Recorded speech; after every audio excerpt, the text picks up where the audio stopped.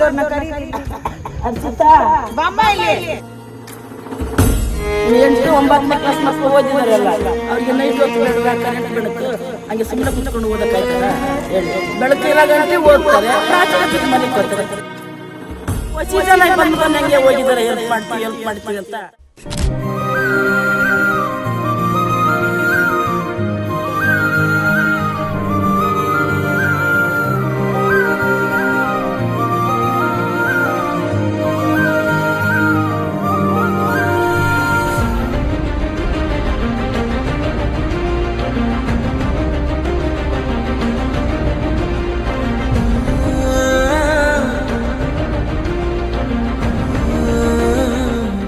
ದಯೆಯಿಂದ ಇನ್ನೊಬ್ಬನನ್ನ ನನ್ನ ಹಾಗೆ ಆ ಜೀವವು ನನ್ನ ಹಾಗೆ ಅಂತ ಸೇವೆ ಮಾಡ್ತಿರಲ್ಲ, ಅದನ್ನ ದಾನ ಅಂತ ಹೇಳಿ ಮಾಡ್ಕೊಂಡಿದ್ದಾರೆ. ಮಾಡೋರಿಗೆ ಒಂದು ಒಳ್ಳೆ ಉಪಯೋಗ ಮಾಡ್ಕೊಂಡಿದ್ರೆ ಅವ್ರಿಗೆ ಇನ್ನೊಂದು 100 ವರ್ಷದ ಕಾಲ ಚೆನ್ನಾಗಿರಲಿ.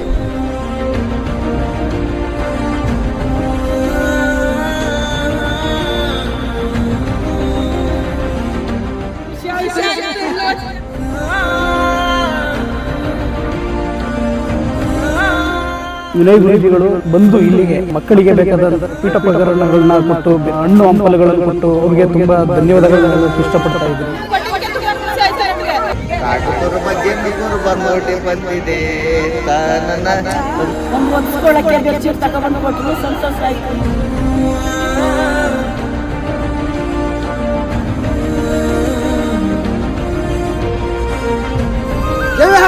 ಹಿಂಗೆ ಗುರುಜಿಗಳು ಬಂದು ನಮಗೆ ಸಹಾಯನ ಮಾಡಿದ್ದಾರೆ, ತುಂಬಾ ಖುಷಿ ಆಯ್ತು. ಭಗವಂತ ನಿನಗೆ ದಾನ ಮಾಡಿದ್ದಕ್ಕೆ ನೀನು ಸರಿ ಇರಿ, ಹಾಗಾಗಿ ನಿನಗಿಂತ ಯಾರು ಕಡೆಗಣಿಸಲ್ಪಟ್ಟಿದ್ದಾರೆ ಸಮಾಜದಲ್ಲಿ. ನೀನು ಭಗವಂತನ ಮಗು ಆದ್ರಿಂದ ನೀನು ಸ್ವಲ್ಪ ಸಣ್ಣ ಮಟ್ಟಿಗೆ ಒಳ್ಳೆ ಕೆಲಸ ಮಾಡುವುದು, ಅದನ್ನು ದಾನ.